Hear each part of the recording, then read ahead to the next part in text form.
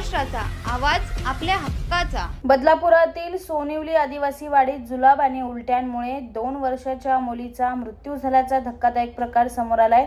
एकाच कुटुंबातील 5 जणांवर उल्हासनगर मध्यवर्ती रुग्णालयात उपचार सुरू आहेत। मात्र उलटी जुलाब कशामुळे झाली हे अजून समोर आलेले नाही। यात सपना मिरकुटे या 2 वर्षाच्या मुलीची दुर्दैवी मृत्यू झालाय।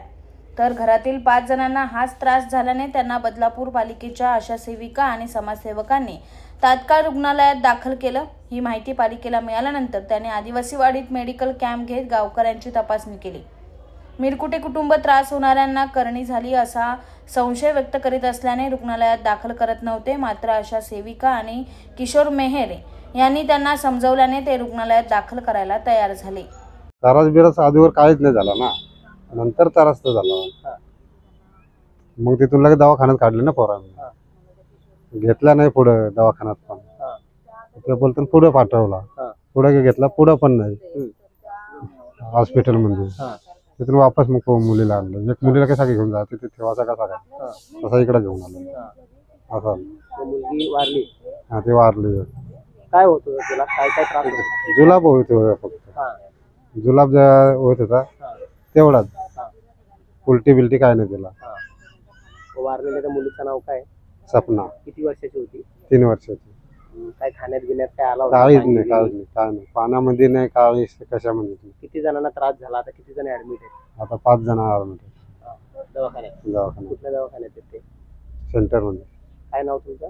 गौऱ्या।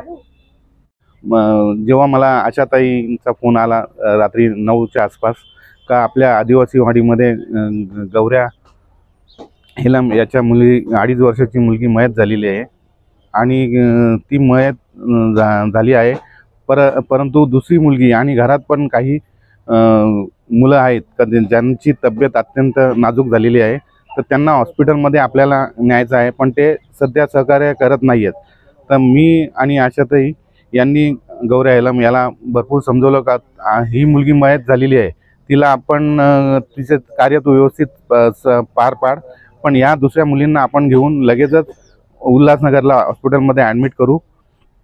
त्याला समजून सांगून त्या सर्वांना घेऊन आम्ही उल्हासनगर हॉस्पिटलमध्ये ॲडमिट करून गेलो। किती लोक आहेत ऍडमिट? आता जवळजवळ 6 जण ॲडमिट आहेत। आता सर्वांची प्रकृती आता स्थिर आहे। आपण त्याच्यानंतर काय केलं गावामध्ये? काल नगरपालिका प्रशासन आणि जिल्हा प्रशासनातर्फे हॉस्पिटल कॅम्प लावलेला आहे। सर्व आदिवासी वाडीमध्ये चेकअप केलं। मी आशा ममता मेहर, नगरपालिका दुबे हॉस्पिटल अंतर्गत आणि UPSC कात्रप अंतर्गत माझी या कार्यक्षेत्रामध्ये निवड झालेली आहे। आणि मला 7:45 वाजता जेव्हा कळालं की सदर कुटुंबावरती म्हणजे जेव्हा 2 वर्षाची डेथ झाली मुलगी, तेव्हा मी तात्काळ येऊन त्यांना ॲम्ब्युलन्सचं हे करून त्यांना उल्हासनगरला जाण्यासाठी प्रवृत्त केलं। आणि जे आपले समाजसेवक आहेत किशोर मेहर यांची मदत घेतली। तसेच माझे जे वरिष्ठ आहेत डॉक्टर अंकुश सर यांच्याशी कॉन्टॅक्टमध्ये राहून, स्टाफ नर्सशी कॉन्टॅक्टमध्ये राहून मी त्यांना तात्काळ इमर्जन्सीमध्ये उल्हासनगर सेंट्रल हॉस्पिटलला घेऊन गेले। काय त्रास होत होता आणि सध्या किती लोक ऍडमिट आहेत? त्यावेळेस सर एक मुलगी खूप अतिशय गंभीर अवस्थेमध्ये होती, तिला खूप अतिसार होत होता आणि म्हणजे तिने पूर्ण डोळे वगैरे वर फिरवले होते आणि इतरही फॅमिलीतील 6 मेंबरला तो त्रास होत होता।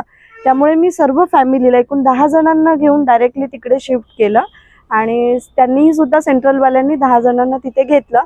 पण अतिदक्षता म्हणून 2 लहान मुलांना त्यांनी ताबडतोब ॲडमिट केलं आणि 2 मुलांना ऑब्झर्वेशनसाठी आणि फॅमिलीला ऑब्झर्वेशनसाठी ठेवलं।